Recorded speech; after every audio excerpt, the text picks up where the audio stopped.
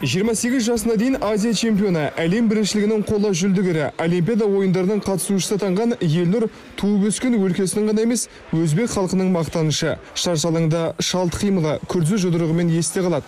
Онысы осы спортқа баулып, баптап өсірген әкесі Нұрғали Әбдірайымовтың арқасы. Кезінде ол да боксшы болған, Өзбекстанның бірнеше дүркін чемпионы деген атағы бар. Мала Союз дзюдо сол кезінде сол Мала Союз чемпионы болған. Енді бәлкім мүмкін айтарынша не дейді, қанда бар шығар, сол қызығым, негізі боксқа артуым сол жайды деп ойлаймын. Әкем негізі үйде перчатка, медаль, соны көріп мен өзім қызығым артты деп ойлаймын. 2006 жылы Дохада Азия ойындары болды.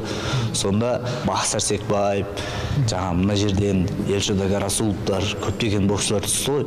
Сонда оларға қарап мен және де шабытым асты да. Елнұрмен қатар тағы бір қазақ баласы Өзбекстанның бокс құрамасында өнер көрсетеді. Ауыр салмақтағы Мадияр Сайдырахымов былтыр Гамбургте өткен әлем чемпионатында қола жүлде еншіледі. Ширек финалда қазақстандық Айбек Оралбайды жеңді. Бапкерлері шәкірттерінің шебер әрі еңбекқор екенін айтады. Мадияр 25 жаста. Алдағы Олимпиада ойындарына қатысу мүмкіндігі зор. Қазір сол жолда тынбай тер төгіп жүр. Біздің арманымыз чемпион болу үшін бардық әлем чемпионатына. Қазақ боксшысымен бокстастым ширек финалда. Мен финалдың десем де болады.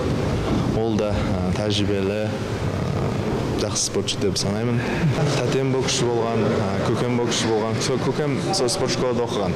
Соның арқасынан мен де ағаларым тренер, Самат Ильясов деген ағам сол спорт школада тренер болып істейді. Солардың арқасынан жәрдемімен кіріп боксқа қатысқан. Қос кейіпкерімізде Ташкенттің Бостандық ауданында туып өскен. Арман мақсаттары әуелден кіндік қаны тамған жердің туын көтеріп, абыройын асқақтату. Отбасынан алған тәлім-тәрбие өнегесі мол. Ұстанымдары ағаш еккен жерінде көгеріп көктейді дегенге саят. Мадияр әуесқой бокста қалса, Елнұр толығымен кәсіпқой рингке ауысты. Осы кезге дейін өткізген 8 жекпе-жегінде жеңіспен аяқтады. Біз үшін кәтті ютуб, әгер шу боланы... Біз үшін боксшының қандай ұлттан болғаны маңызды емес. Таланты болып, шеберлігі жетіп тұрса, Өзбекстан намысын жоғары деңгейде қорғап жүрсе, бар мүмкіндік беріледі. Мадияр бала кезінен өзімізде тәрбиеленді. Елнұрдың әкесі дайын боксшы ретінде құрамаға қосты. Ол қазір әуесқой рингте көп жетістікке қол жеткізіп жүр. Енді кәсіпқой бокста бағын сынайды. Жасы да, қарым қабілеті де соған сай.